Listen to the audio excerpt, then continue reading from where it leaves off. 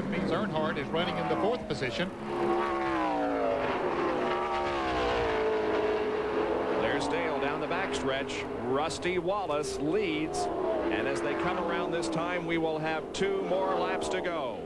There's a good battle between Phil Parsons and Benny Parsons. Also involved is Richard Petty in car number 43.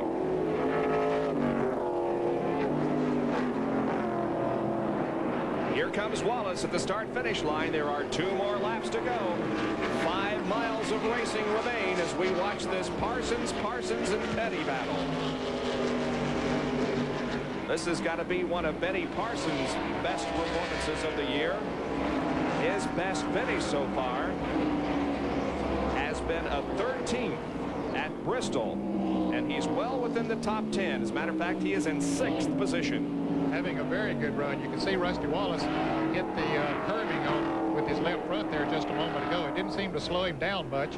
He was about 1 3/10 seconds behind or ahead of Terry Labonte when they came by the start-finish line the last time around. So it looks like that Labonte is staying at least that close behind him. So you think Rusty has this thing won, Ned? Well, I don't know. I'll tell you, there's so many things that can happen on a road course in particular, but he's going to run his heart out. Here's a car. Here's trouble in. That's Benny. Too bad. Oh, what a tough So break. close to the finish. Yeah, he was running so good, had run so good all day. We just got through talking about him. He's going to get that thing back out there and get him a finish position, though. He should stay in the lead lap, but that cost him a lot of positions. Tough break for Benny Parsons. Meanwhile, here comes Rusty Wallace out of corner number 9.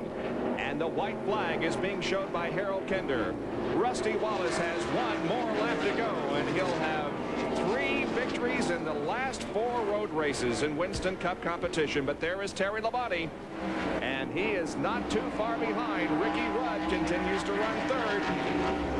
But Rusty, it seems to me, if he can hang this car on the racetrack and keep it straight, he's going to have another victory in his pocket. I think he will. He was 1 second ahead of Terry Labonte when they came across the start-finish line, which meant that Labonte gained a little over 1/3 of a second on him the last lap. But he just has 1 to go, and it's hard to make up a full second. Rusty Wallace comes through corner number 8.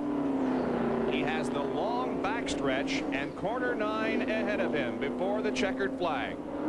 He's keeping ahead about the same distance ahead of Terry Labonte and of Ricky Rudd. Well, he's got the worst of the racetrack out of his way. However, turn number 9 can be very tricky. He has to be careful not to get in there too fast and slide high. That's his biggest problem right now. He's coming up on Bobby Hillen. As he goes into that turn, he moves around Hillen with no problem at all, and he slows it down going into that turn, gets her right down on the inside, as we've seen him so many times today.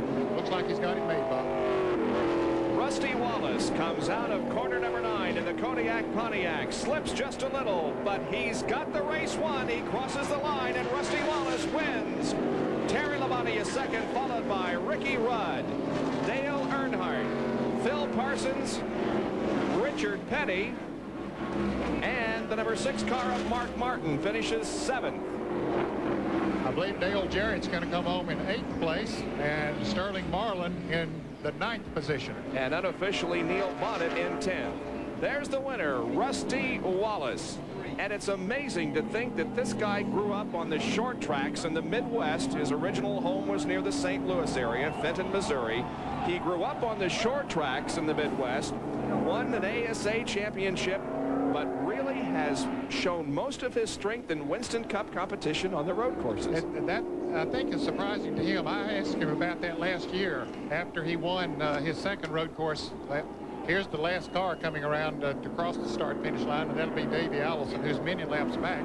And I talked to Rusty about that last year, and he said that really surprised him that he'd come on so strong on road courses because he never considered himself a road racer. But, boy, he has adapted very well. It is his 5th Winston Cup win. Rusty Wallace will be coming into victory lane, and we'll be talking with him in just a moment. There are the top 5 of the Budweiser 400.